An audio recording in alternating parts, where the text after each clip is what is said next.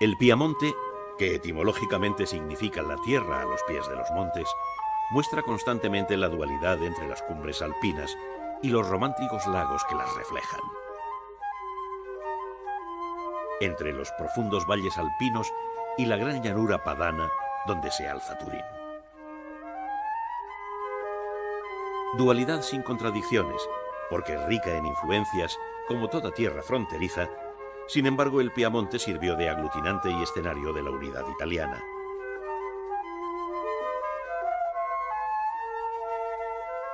Situada a la cabeza de los movimientos que transformaron la sociedad en los siglos XIX y XX, fue el motor de las industrias cinematográfica y automovilística, sin abandonar una producción agrícola con denominación de origen. A la estética del barroco dominante en Turín y sus alrededores, le sirve de contrapunto el rico pasado medieval que se hace visible en numerosos pueblos, fortalezas e iglesias románicas y góticas. Arte y naturaleza, tradición y vanguardia terminan por equilibrar la balanza de la dualidad en las ricas tierras del noroeste de Italia.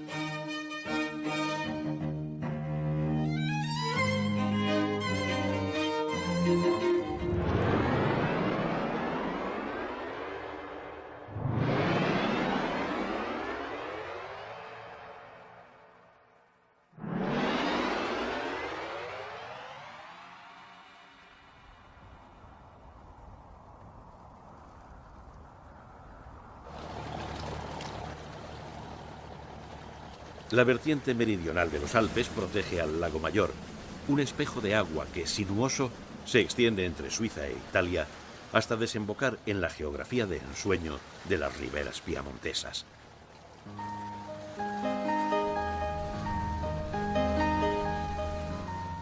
Los palacetes y los hoteles decimonónicos de Stresa atestiguan que fue un lugar de descanso entre los viajeros más privilegiados de Europa. La reina Victoria de Inglaterra y los príncipes de Saboya mantenían la vida cortesana en sus palacios a orillas del lago. Pero fueron los escritores como Dickens, Lord Byron y Stendhal los que cristalizaron su belleza, haciéndola eterna.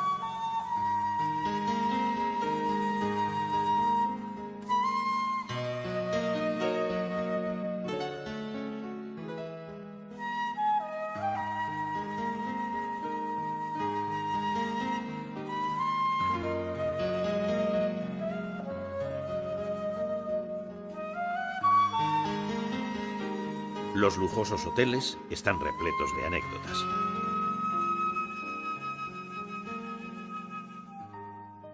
A Hemingway se le recuerda en la habitación donde descansaba y escribía, aunque también la disfrutaron el rey Alfonso XIII y el director de orquesta Arturo Toscanini.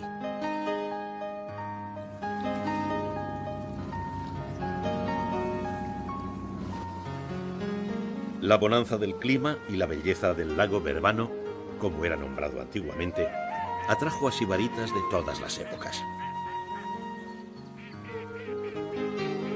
Desde el siglo XV sus anfitriones fueron los Borromeo, los grandes señores que convirtieron la isla madre en un descomunal palacio anclado en las aguas. El protagonismo absoluto lo ostenta una escenografía geométrica que llevó a su cima al jardín barroco, alejado de cualquier principio naturalista.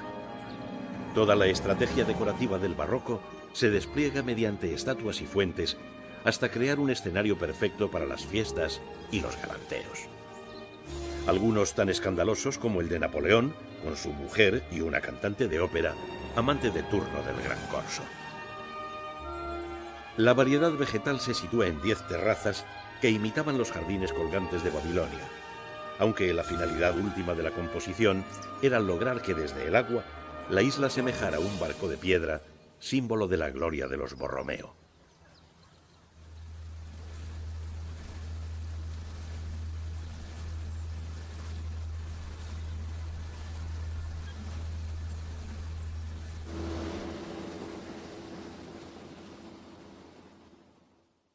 El esplendor del barroco envolvía las fastuosas fiestas que dieron fama a sus propietarios en todas las cortes europeas. El palacio solo tenía una misión representativa: Incluso la sala principal de invitados estaba situada en la parte más fría para que los huéspedes no se quedaran mucho tiempo. Napoleón pudo comprobarlo.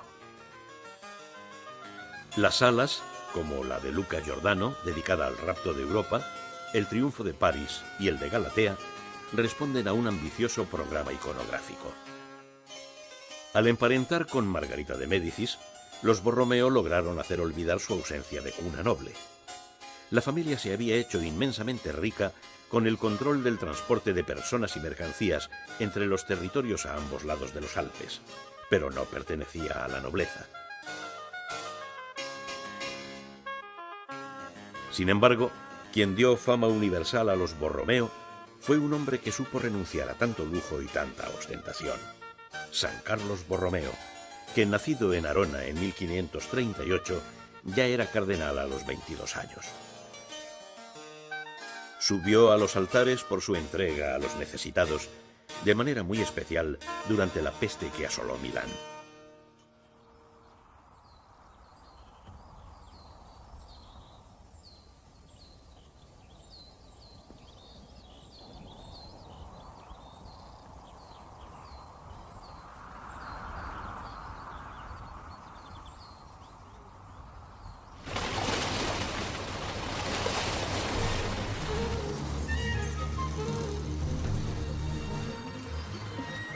Otra corta travesía nos deja en la isla de los pescadores, un refugio perfecto para los más románticos, los que buscan pasear por el pueblo medieval y degustar el pérsico, el pez más reputado.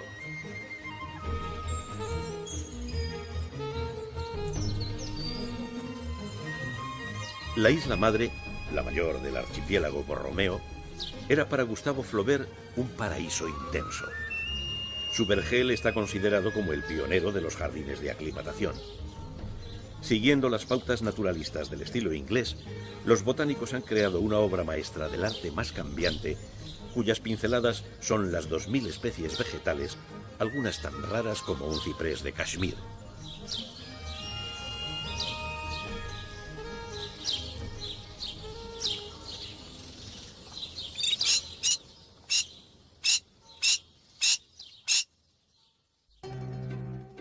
El palacio del siglo XVI nada tiene que ver con los excesos barrocos. Los Borromeo lo utilizaban como residencia estival.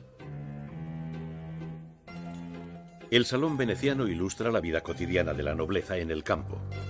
Hace unos 30 años, la princesa Borromea dispuso la formación de este museo con porcelanas, objetos decorativos y obras de arte procedentes de otras posesiones familiares. La colección de muñecas muestra una serie de ejemplares provenientes de Francia y Alemania desde hace más de 200 años. Los teatros de marionetas de los siglos XVII al XIX forman otra colección única. Protagonizaban buena parte del ocio de niños y mayores en las residencias estivales.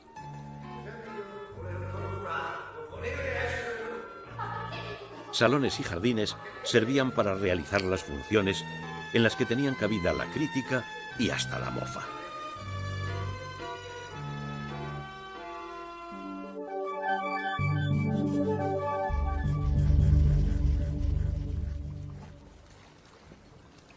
El monte Mottarone separa las aguas del lago Mayor de las del lago de Horta.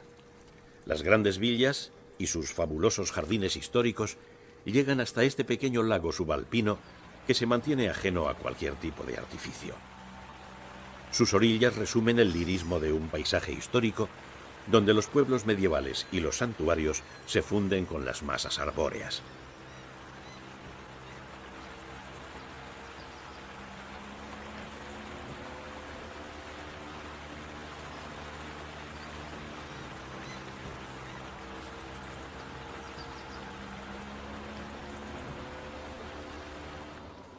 En Horta San Julio, las cubiertas de lascas de piedra local definen la arquitectura popular de la zona. Sus estrechas calles conducen a la Plaza Motta, donde la vida ciudadana se desarrolla entre palacios medievales y renacentistas.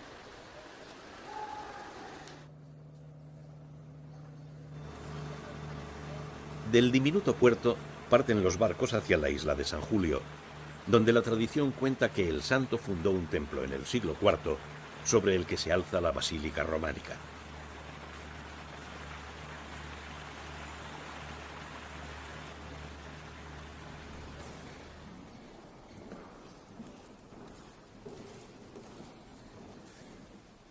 Un hálito de misticismo envuelve al púlpito de mármol negro del siglo XII y a las pinturas al fresco de la Natividad, realizadas a finales del siglo XV por la escuela de Gaudencio Ferrari, que dejó sus mejores obras en esta zona subalpina de gran riqueza espiritual.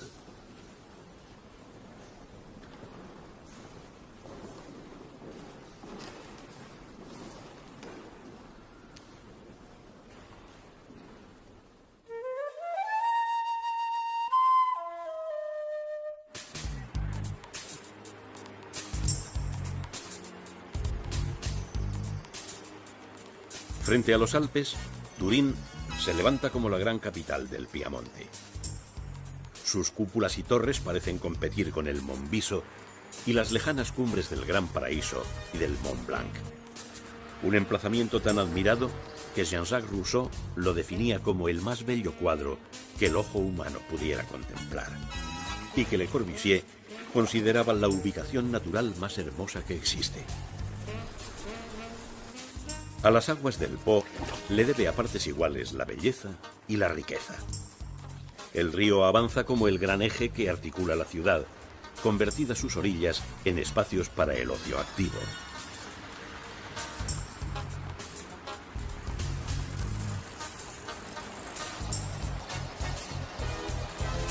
El Turín monumental representa la cabecera de esta gran vía acuática por la que viajaban ideas y mercancías a través de las ricas tierras del norte de Italia hasta su desembocadura en el mar Adriático.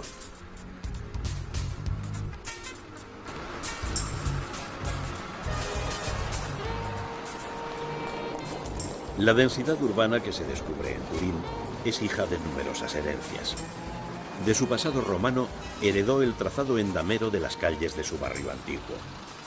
De la dinastía de los Saboya, el ser la gran ciudad del barroco y la primera capital de la Italia unificada, y de su población el convertirse en el motor industrial de Italia. Entre las fachadas deslumbrantes y los ricos interiores, Turín ofrece un nivel intermedio, semi-exterior, formado por 18 kilómetros de soportales que dejan adivinar la calidad de una vida íntima y confortable. Soportales que, como herederos directos de los pórticos del Foro Romano, están repletos de comercios y de sempiternos paseantes.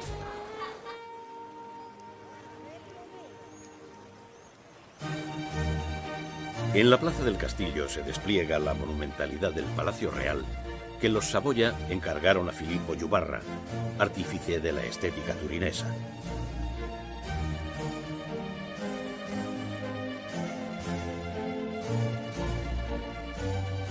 La escalera principal resulta un prodigio de fastuosidad y elegancia.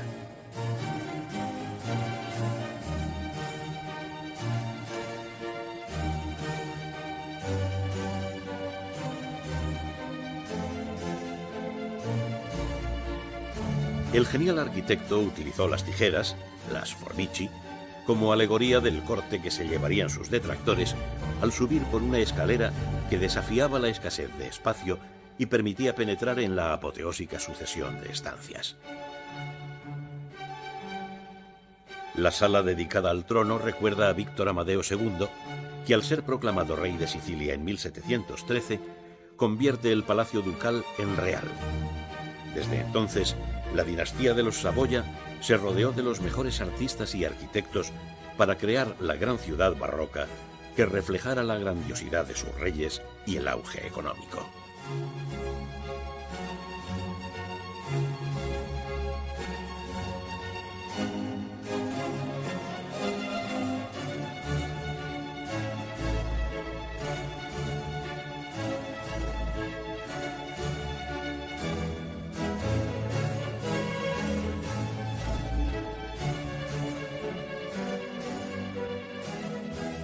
El refinamiento de la corte seguía las modas llegadas de Versalles.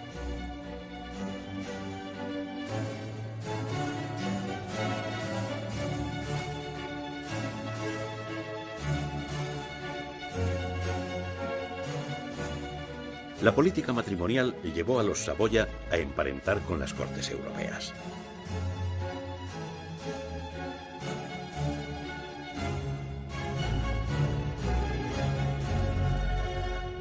El absolutismo de los reyes de la Casa Saboya ideó un megalómano proyecto constructivo que fue más allá del Palacio Real, construyéndose fuera de la ciudad la llamada Corona de las Delicias, un circuito de 14 residencias reales que ha sido declarado Patrimonio Mundial por la UNESCO.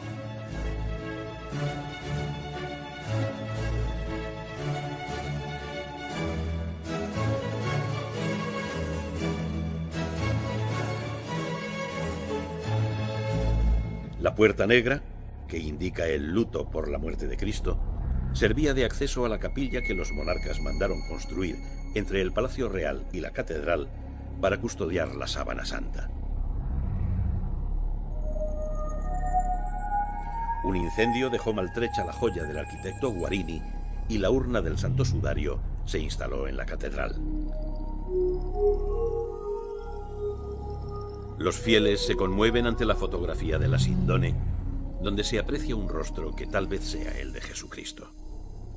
Lo que nadie duda es que fue el sudario de lino de un crucificado en Palestina, cuyas heridas se ajustan a las narradas en las Santas Escrituras, sin encontrarse restos de la descomposición del cadáver.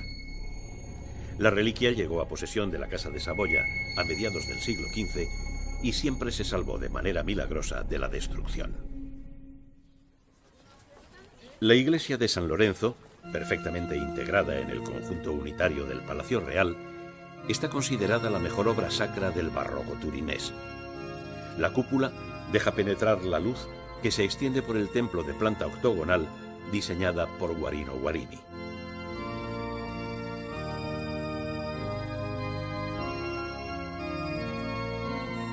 Los pentágonos invertidos de la cúpula dotan a la composición de un movimiento asombroso.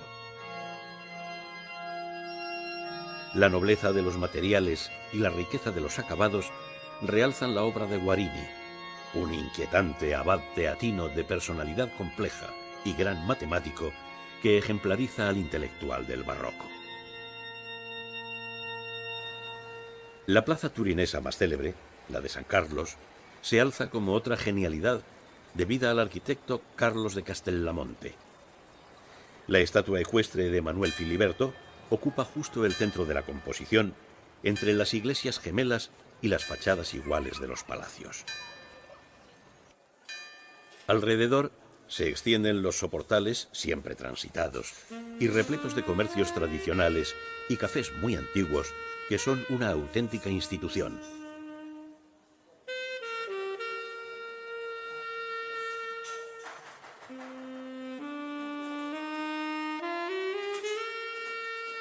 En torno a una taza de café humeante se reunían los políticos e intelectuales desde el siglo XIX hasta la actualidad. Desde Alejandro Dumas y Federico Nietzsche a Emilio Salgari, desde César Pavese a Umberto Eco. La Galería Subalpina continúa mostrando la ciudad salón, de escaparates tentadores y confiterías rebosantes de chocolates. Turín fue el mayor centro europeo de producción del chocolate durante todo el siglo XVIII. A principios del XIX llegó a crear la variante sólida, el gran descubrimiento de la tableta. Además, a sus maestros chocolateros se les ocurrió mezclar el chocolate con el azúcar y la crema de avellanas para dar lugar a la crema gianduja, antecedente de la nocilla, sin olvidar al bombón gianduiotto turinés y a las 1001 tartas.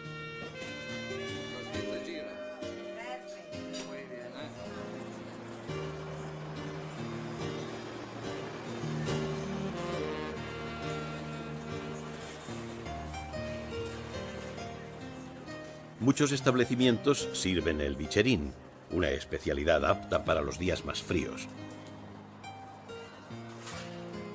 Una combinación caliente de café, chocolate líquido y nata.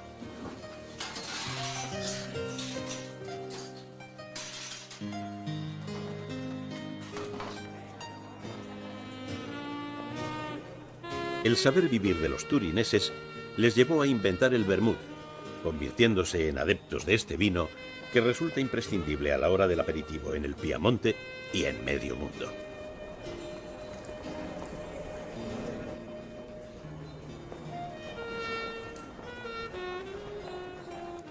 Entre los cafés y restaurantes históricos destaca el del Cambio, donde los protagonistas del Risorgimento discutían extraoficialmente.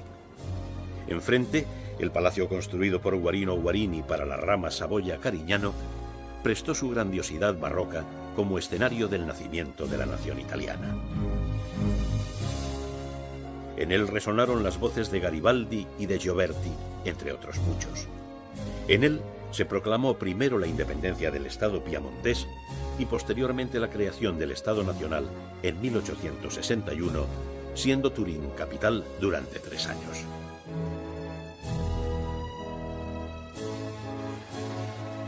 La estatua ecuestre está dedicada a Carlos Alberto, que tuvo que abdicar a favor de Víctor Manuel II, el rey de la Italia unificada.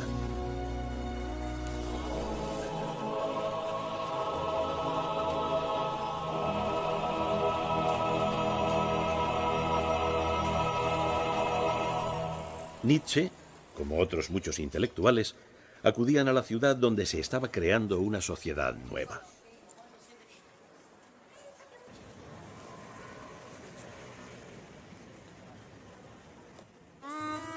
Ernesto Schiaparelli nos da la bienvenida a su museo egipcio, instalado en otro palacio del maestro Guarino Guarini.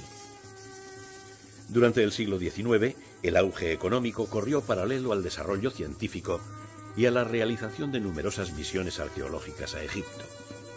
A finales de siglo, el arqueólogo Schiaparelli amplía la colección de los Saboya, encabezada por la estatua de Ramsés II, hasta lograr reunir casi 30.000 piezas, considerándosela la segunda más importante del mundo después de la Cairota.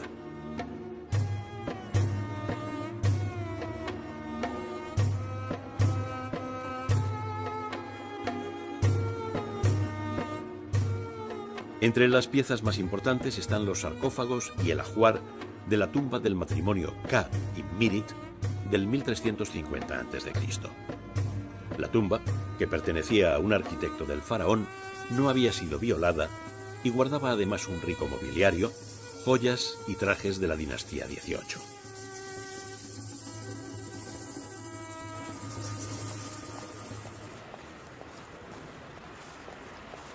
Al pasear por el casco histórico se suceden los palacios. El de la familia Pozo de la Cisterna está unido a la historia de España al ser la casa natal de doña María Victoria, esposa de Amadeo I de Saboya, duque de Aosta y rey de España del 1870 al 73. Una reina que, pese a su juventud y su breve reinado, dejó un buen recuerdo en el pueblo madrileño.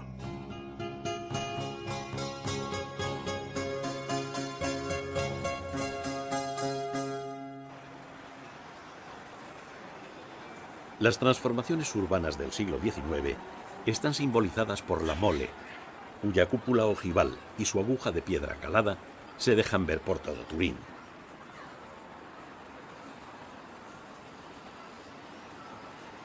El edificio respondía a una ansia de progreso.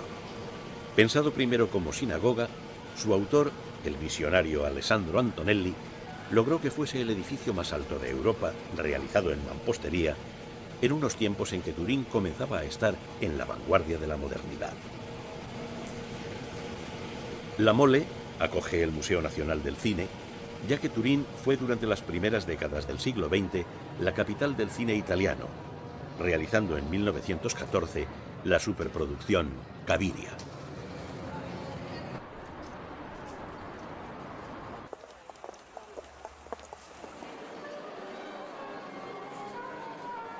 La escena turinesa también se renovaba. El Teatro Regio fue testigo de los éxitos del adorado Verdi, cuya música tuvo tanta importancia para la creación de una conciencia nacional.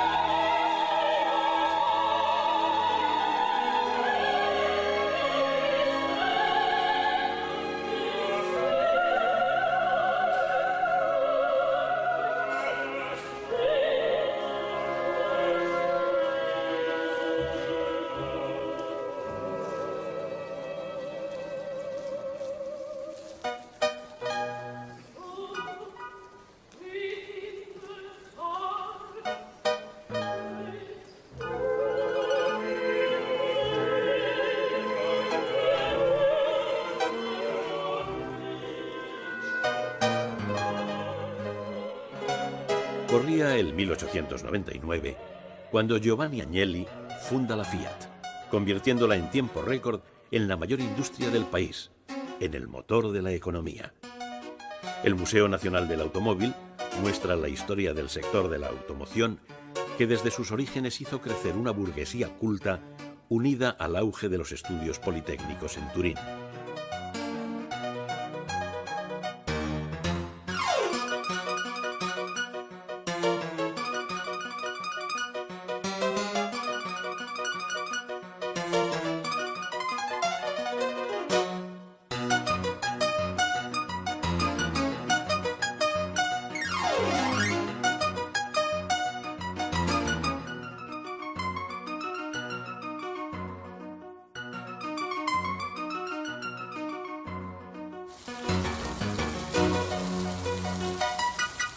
Con la construcción en los años 30 del siglo pasado del Lingotto, la fábrica Fiat pasó a ser la mayor de Europa. Incluso se consideró a Turín como la Company Town italiana. Toda la ciudad giraba en torno a la compañía.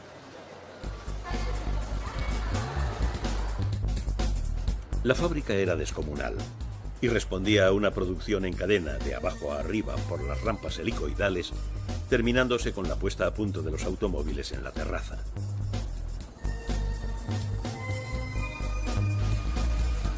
Superada la crisis de los años 70, Turín ha perdido población, ha diversificado sus industrias y ha apoyado al sector terciario, dando un marcado protagonismo al turismo. La Fiat se ha adaptado a las necesidades actuales y el Lingotto, remodelado por el arquitecto Renzo Piano, se ha transformado en un centro multifuncional.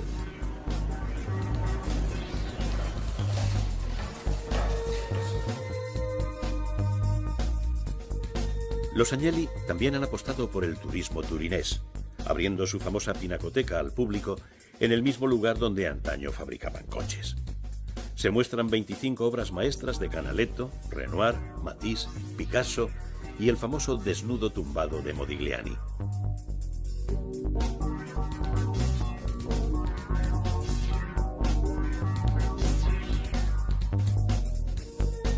Tradición y vanguardia siguen siendo el secreto del éxito. El viajero se encuentra con una ciudad que ha recuperado sus edificios históricos y aplica los criterios de monumentalidad a los nuevos espacios públicos. Los Juegos Olímpicos de Invierno del 2006 la dotaron de modernas infraestructuras y edificios deportivos de arquitectos punteros como el Palasport Olímpico de Arata Isozaki.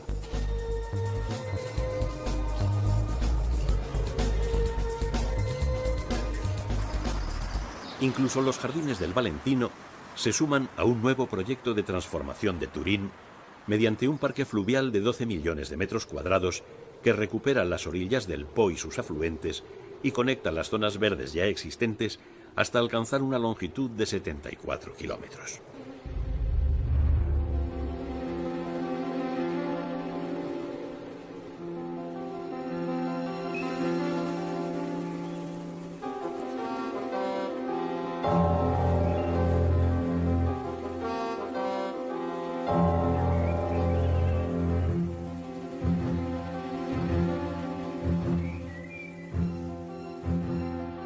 La Sacra de San Miguel otea las verdes tierras, mitad abadía, mitad atalaya roqueña. Casi un sueño para los viajeros que desde Francia, hace más de 1000 años, cruzaban los Alpes por el valle de Susa y recorrían la vía Francígena que les conducía a Roma. Las construcciones románicas se funden con otras posteriores, pero ya en el siglo XI existía una magnífica biblioteca. Umberto Eco la describe al comienzo de su novela El nombre de la rosa. Desde tiempos remotos, la Sacra de San Miguel representa la cultura y la espiritualidad del Piamonte.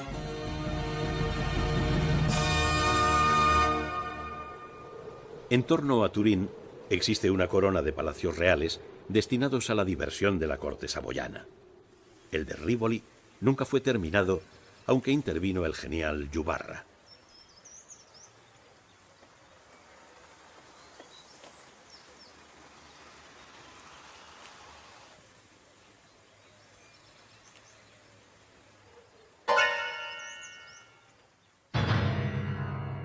Sus salas acogen al Museo de Arte Contemporáneo, aunque por sí solo podría ser un museo de arquitectura.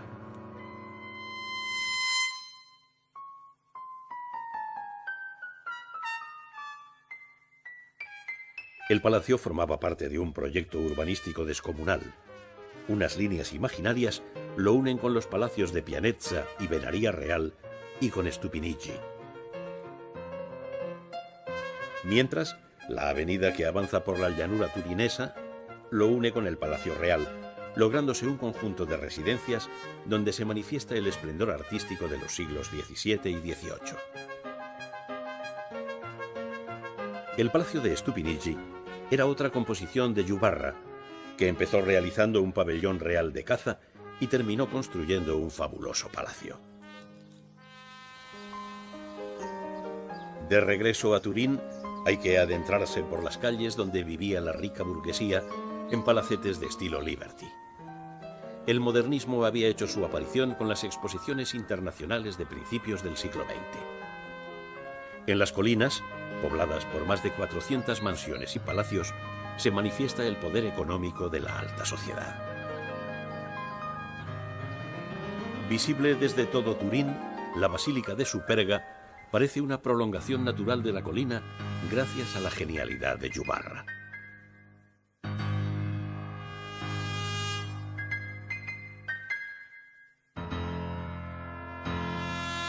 En la cripta se encuentran las sepulturas de reyes y príncipes de la dinastía de los Saboya. Una placa dedicada a la reina de España, María Victoria del Pozo de la Cisterna, fue pagada por las lavanderas de Madrid, agradecidas a la reina que intentó hacerle su trabajo menos duro.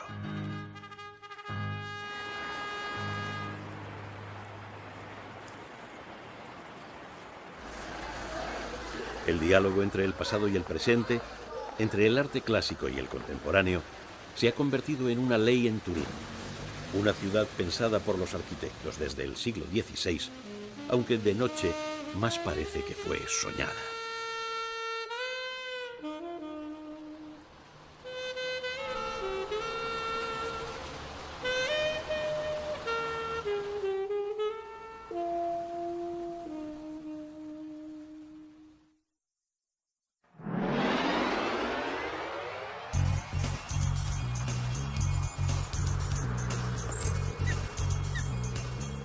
El Monviso, el Gran Paradiso y el Monte Rosa dibujan la silueta del planeta blanco, donde a finales del siglo XIX nació el esquí italiano.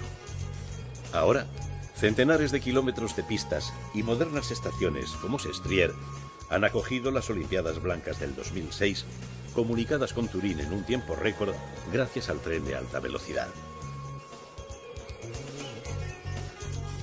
Un laberinto de profundos valles, repletos de tradiciones, penetran los Alpes.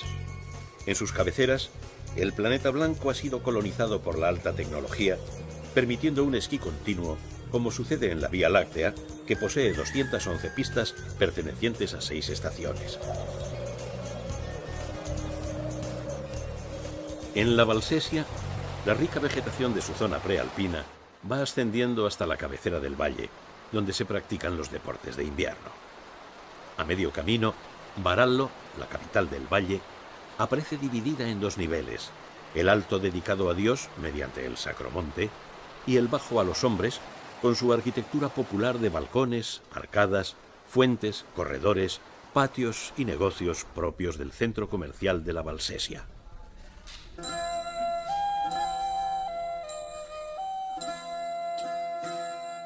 En casa del pintor César Scaglia se entra en contacto con la tradición pictórica de Varallo, auténtico centro cultural.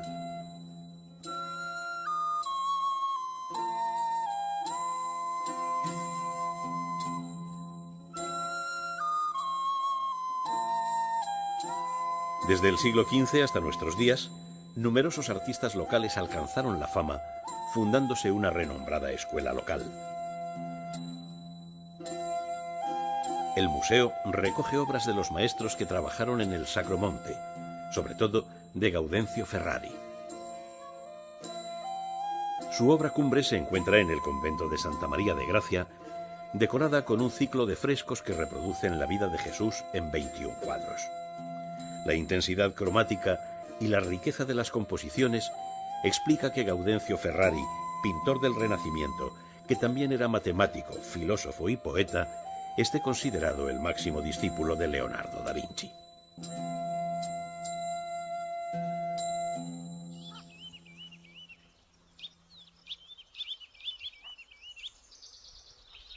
Arriba, el Sacro Monte fue erigido en 1491 y está considerado el más antiguo de los que se levantan en torno a los caminos de la espiritualidad que seguían los peregrinos al pie de los Alpes. En la actualidad, estos sacromontes han sido incluidos en la lista del Patrimonio Mundial de la UNESCO.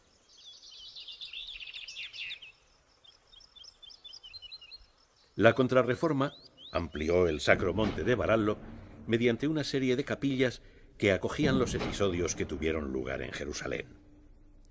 Más de 800 estatuas de madera y barro cocido reproducen los episodios bíblicos, desde Adán y Eva hasta la resurrección de Jesús.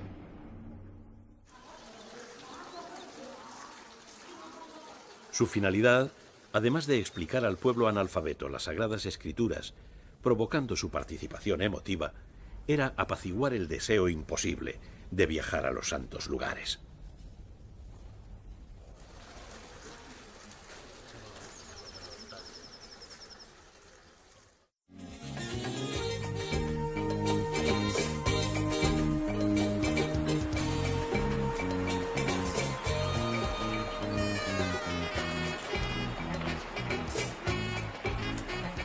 El oriente piamontés tiene en Novara un centro gastronómico y comercial vital, estratégicamente situado junto a la Lombardía.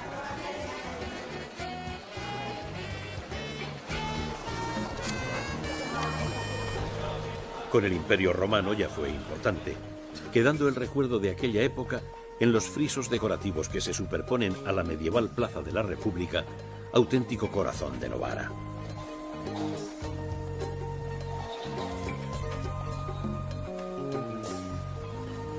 La catedral, levantada en estilo neoclásico, intenta recrear el esplendor de los antiguos templos romanos, pero a escala gigante.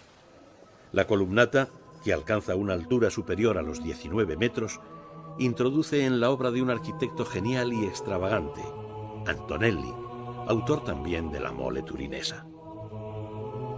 La elevación de la nave y el conjunto de bóvedas y columnas hacen pequeños a los fieles espectadores que se presentan ante un Dios omnipresente.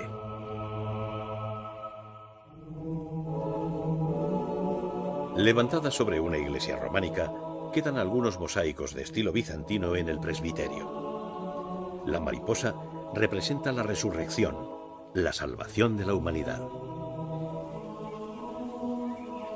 La Novara medieval vuelve a surgir en el claustro de los canónigos, levantado en el siglo XII, y en el dédalo de calles sobre las que gravita otra obra de Antonelli, la Basílica de San Gaudencio, elevándose como un milagro de la técnica constructiva.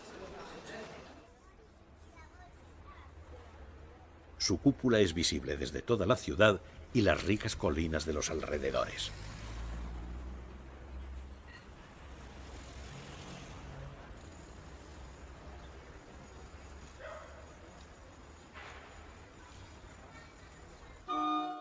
De nuevo, el medioevo aparece ante el visitante en el Broletto, formado por un conjunto de edificios cívicos que albergan diferentes museos. Conocido como Palacio Bellini, en la actualidad es la sede de la Banca Popular de Novara. Fue el escenario de la abdicación de Carlos Alberto a favor de Víctor Manuel II.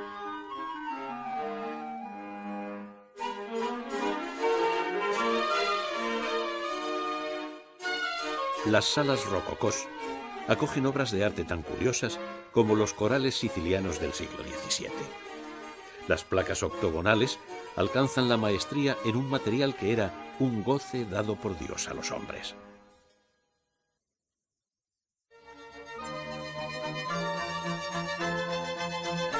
En el Teatro Goccia se programan numerosas premieres de producciones de la Ópera de Milán, poniéndolas a prueba ante un público de auténticos entendidos.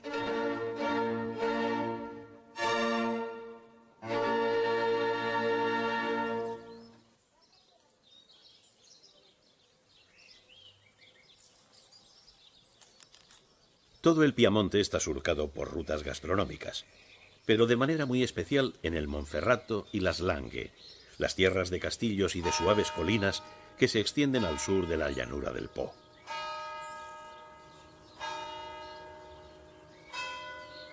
Cinco productos piamonteses: el vino del Monferrato y de las Langhe, el arroz de la zona de Vercelli, los quesos de los numerosos valles, como el célebre Gorgonzola de Novara, la trufa de la zona de Alba y el chocolate son las auténticas estrellas del gusto que han dado lugar a un turismo para paladear, un turismo enogastronómico.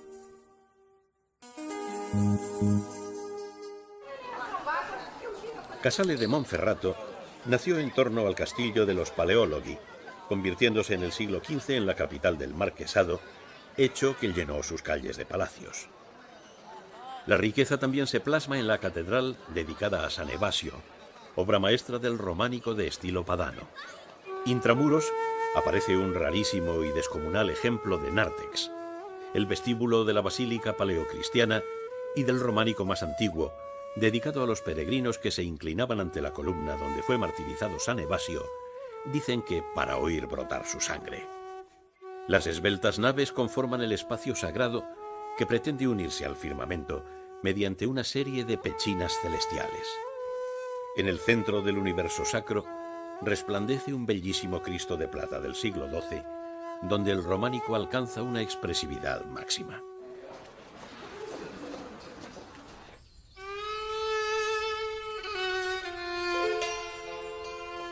La importancia comercial de Casale de Monferrato atrajo a una importante comunidad judía. En el corazón del gueto abre sus puertas la sinagoga de finales del siglo XVI, reestructurada en el siglo XIX, con gran riqueza de pinturas y estucos dorados del templo. En la parte superior se abre la zona dedicada a las mujeres. Sono Adriana Torre Ottolenghi, sono la moglie del presidente della piccola comunità ebraica casalesa. La mujer del presidente de la pequeña comunidad hebraica casalesa nos dice que su comunidad, fundada a finales del 900, vivió el momento de mayor esplendor en el siglo XV, después de la expulsión de España, cuando llegaron cerca de 400 hebreos. Hoy son una treintena, pero residentes en Casale solo 7. Dos familias, la familia Carmi, de origen sefardita, y la familia Ottolenghi, de origen askenazi. Y la familia Ottolenghi, de origen askenazita.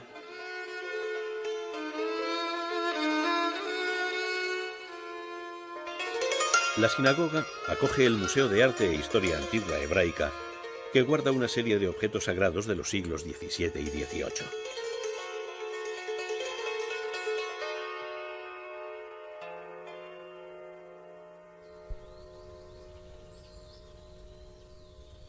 El medieval palacio de Ana de Alençon muestra al viajero las claves de un tiempo remoto que en estas tierras todavía perviven.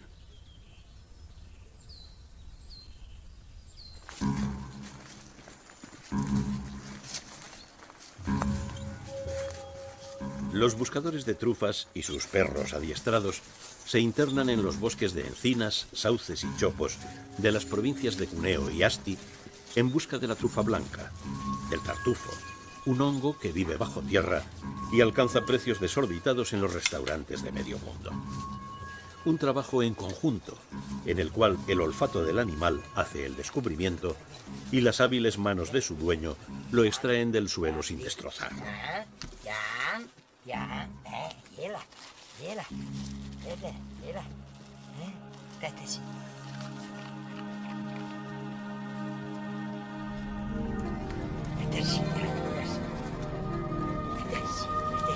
Io sono Renato Agnello, da 60 anni che vado per tartufi. Andavo con mio papà che avevo 6 anni e ho sempre continuato levando gli anni che sono andato militare. Soy Renato Agnello, de 60 años, y busco el tartufo con mi cocker de 6 años. El tartufo es muy bueno, pero hay que saberlo apreciar y comer, porque el tartufo blanco no hay más allá. Se puede dar una vuelta para coger el tartufo negro, pero el blanco solo hay en torno a Alba. En Alba tiene lugar el gran mercado del tartufo blanco, que solo se toma crudo y picado para dar sabor a ciertos platos. Escaso, redondo, duro y perfumado, se convierte en el diamante de la tierra. Durante la subasta anual del primer domingo de noviembre, se fijan los precios de venta de referencia. Si el 80% de la producción se vende a Estados Unidos y Japón, en los restaurantes de Alba se puede pagar por la picada 40 euros, precio reducido si se compara con los $400 que llegan a cobrar algunos restaurantes neoyorquinos. Alba está considerada la capital gastronómica y el centro de las Lange, unas tierras de delicada belleza, de suaves colinas calcáreas cubiertas de viñedos. Tanto en las Lange como en el Monferrato, durante el medioevo hubo numerosos feudos que desde sus castillos defendían el mar de viñedos. En el castillo de la Manta se encuentra el Salón Baronal, recubierto de pinturas murales tardogóticas. Representan 8 héroes y 8 heroínas de la antigüedad que aparecen en el poema épico El Caballero Errante, escrito por el marqués de Saluzzo, Tomás III. A su estética depurada unen una preciosa información de los trajes de comienzos del siglo XV de influencia francesa. En el muro opuesto, el autor anónimo desarrolla el tema de la fuente de la eterna juventud, con escenas costumbristas y de contenido erótico al gusto cortesano.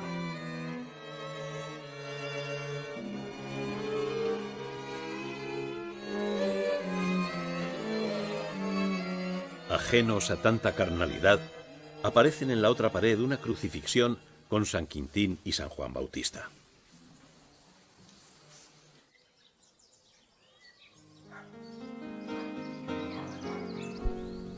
En Fontanafreda abren sus puertas las bodegas reales, donde se cría el Barolo, considerado un vino de reyes.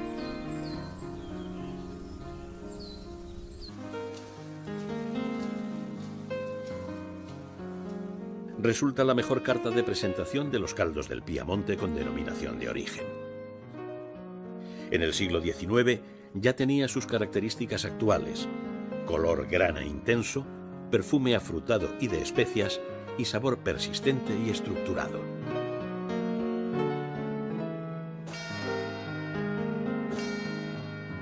Asti agrupa en torno suyo una comarca con 120 comunas en las que se reúnen influencias del Monferrato y de las Lange.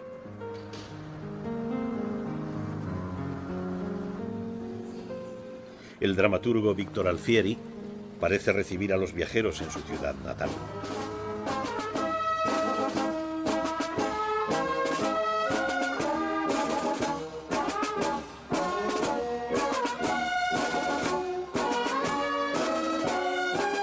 Aunque tuvo un importante desarrollo económico desde tiempos del Imperio Romano, fue en la Edad Media cuando se trazó el recinto de los nobles, ocupado por las casas fuertes y las torres de las grandes familias, de las que todavía quedan algunos ejemplos.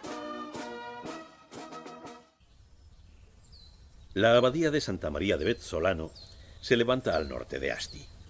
Obra maestra del románico tardío, la alternancia del ladrillo y la piedra blanca logra un gran efecto visual. En el claustro se conservan restos de pinturas del siglo XIII, entre las que destaca el mural de Carlomagno, con elaboradas composiciones y un gran cromatismo. Destacan también los capiteles de estilo románico lombardo, como el de la Anunciación de la Virgen.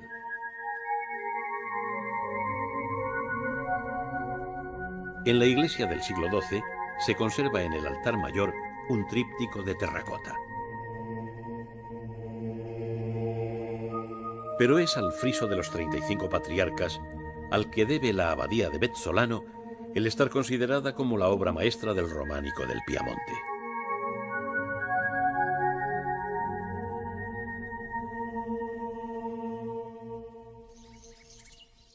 El castillo de Racconigi era la residencia de recreo preferida por Carlos Alberto y sus sucesores.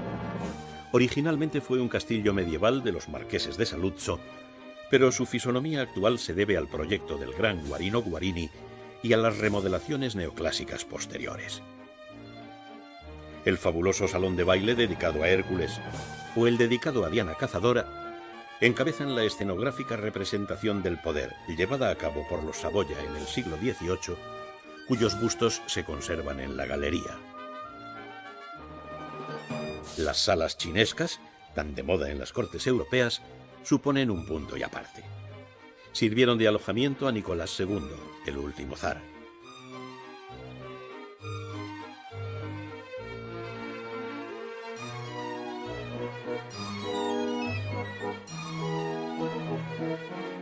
El rey Carlos Alberto confió la decoración de Racconigi al arquitecto Pelagio Palagi, que alcanzó el Olimpo de los diseñadores cortesanos.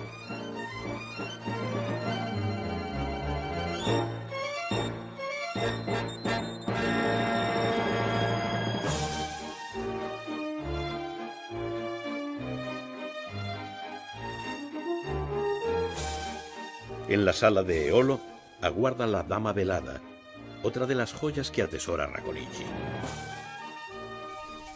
El castillo se encuentra rodeado por un parque histórico de 170 hectáreas que en la actualidad conserva el diseño romántico que Carlos Alberto encargó a Xavier Curten a principios del XIX.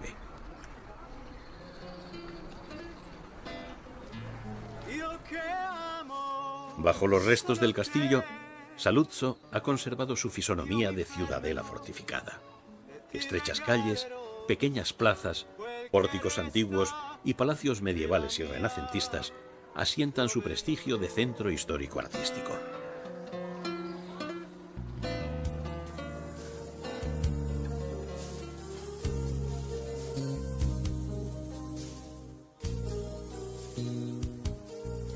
La iglesia gótica de San Juan custodia los frescos del sacrificio de Jesucristo ambientado en una ciudad medieval. Debe su reconocimiento a la capilla sepulcral de los marqueses de Saluzzo, mandada edificar por Ludovico I en estilo gótico borgoñón.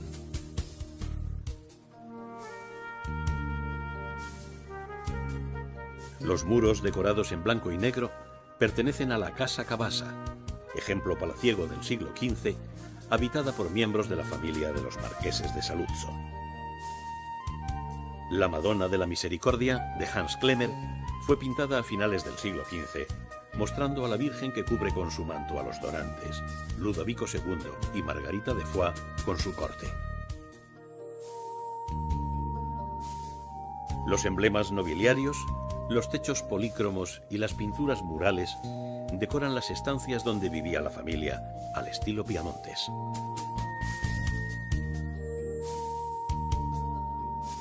Una sabia combinación de vida placentera, rodeada de obras de arte e inmersa en la grandiosidad de paisajes que evocan tiempos pasados.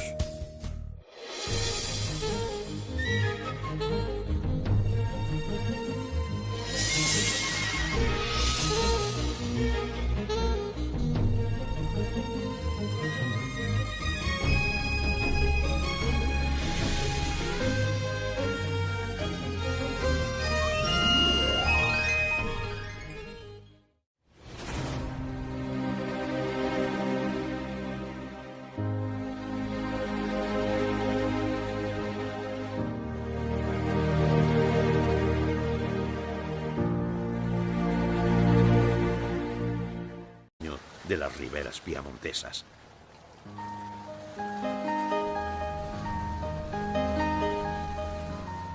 Los palacetes y los hoteles decimonónicos de Stresa atestiguan que fue un lugar de descanso entre los viajeros más privilegiados de Europa.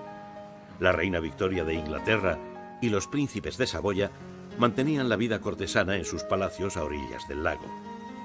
Pero fueron los escritores como Dickens, Lord Byron y Stendhal los que cristalizaron su belleza, haciéndola eterna.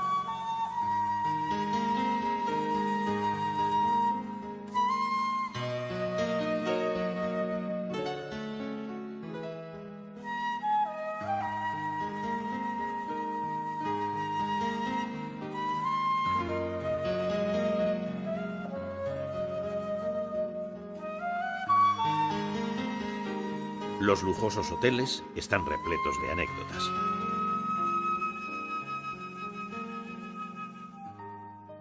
A Hemingway se le recuerda en la habitación donde descansaba y escribía, aunque también la disfrutaron el rey Alfonso XIII y el director de orquesta Arturo Toscanini.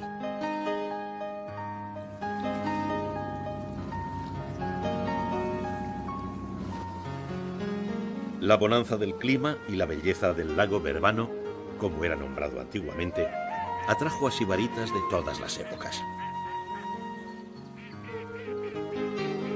Desde el siglo XV sus anfitriones fueron los Borromeo, los grandes señores que convirtieron la isla madre en un descomunal palacio anclado en las aguas.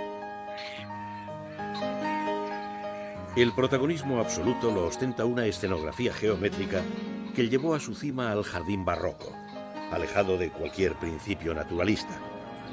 Toda la estrategia decorativa del barroco se despliega mediante estatuas y fuentes hasta crear un escenario perfecto para las...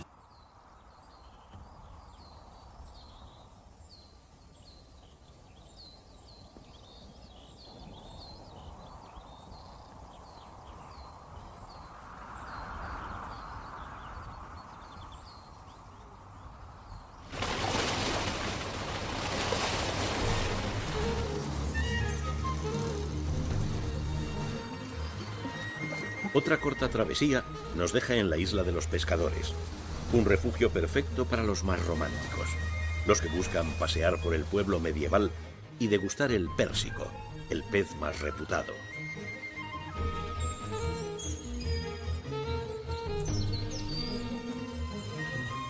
La isla madre, la mayor del archipiélago Borromeo, era para Gustavo Flaubert un paraíso intenso.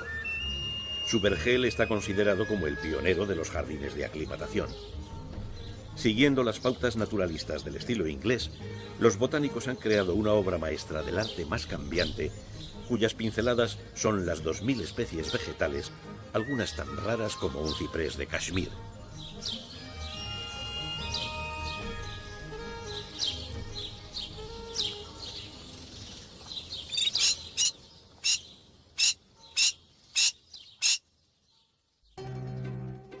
El palacio del siglo XVI nada tiene que ver con los excesos barrocos. Los Borromeo lo utilizaban como residencia estival.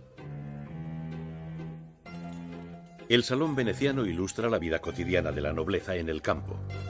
Hace unos 30 años, la princesa Borromea dispuso la formación de este museo con porcelanas, objetos decorativos y obras de arte procedentes de otras posesiones familiares. La colección de muñecas muestra una serie de ejemplares provenientes de Francia y Alemania desde hace más de 200 años.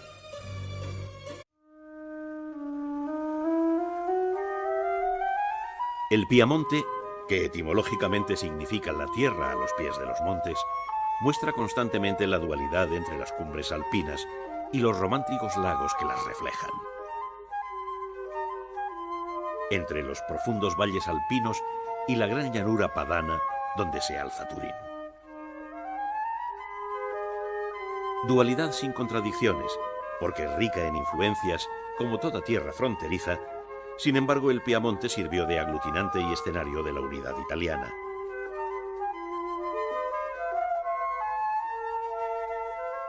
Situada a la cabeza de los movimientos que transformaron la sociedad en los siglos XIX y XX, fue el motor de las industrias cinematográfica y automovilística, sin abandonar una producción agrícola con denominación de origen.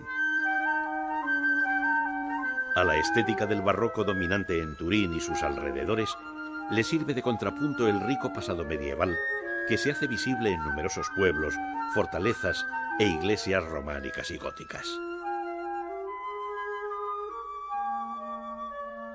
Arte y naturaleza, tradición y vanguardia terminan por equilibrar la balanza de la dualidad en las ricas tierras del noroeste de Italia.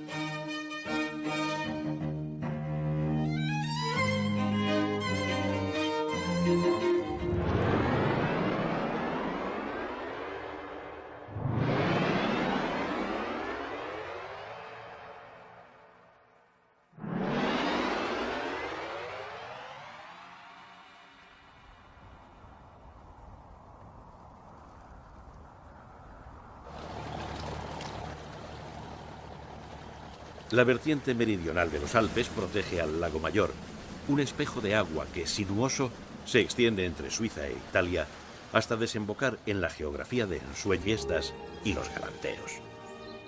Algunos tan escandalosos como el de Napoleón, con su mujer y una cantante de ópera, amante de turno del Gran Corso. La variedad vegetal se sitúa en 10 terrazas que imitaban los jardines colgantes de Babilonia, aunque la finalidad última de la composición era lograr que desde el agua la isla semejara un barco de piedra, símbolo de la gloria de los Borromeo.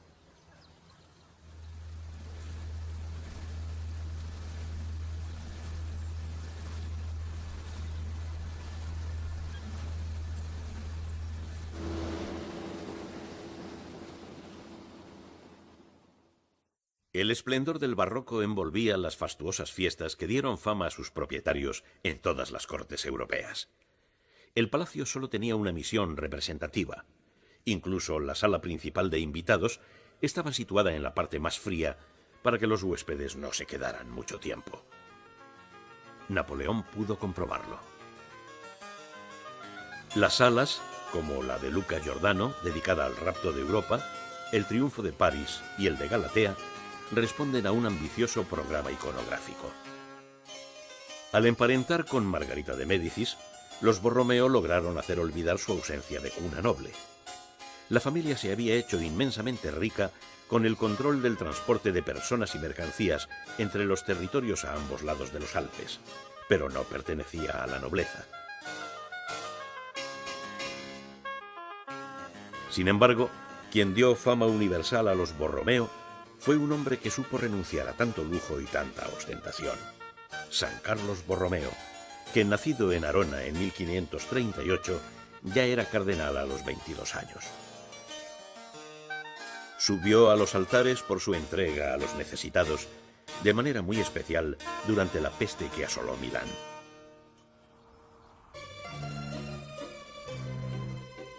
Los teatros de marionetas de los siglos XVII al XIX forman otra colección única. Protagonizaban buena parte del ocio de niños y mayores en las residencias estivales.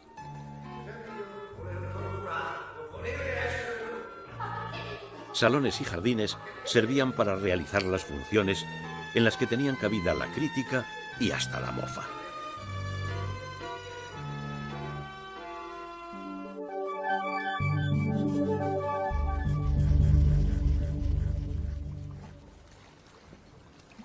El monte Mottarone separa las aguas del lago Mayor de las del lago de Horta.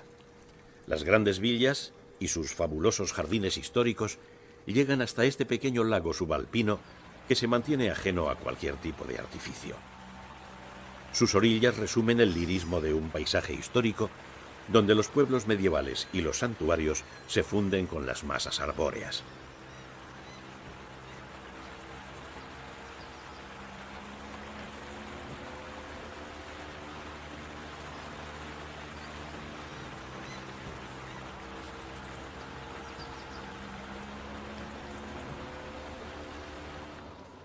En Horta San Julio, las cubiertas de lascas de piedra local definen la arquitectura popular de la zona. Sus estrechas calles conducen a la Plaza Motta, donde la vida ciudadana se desarrolla entre palacios medievales y renacentistas.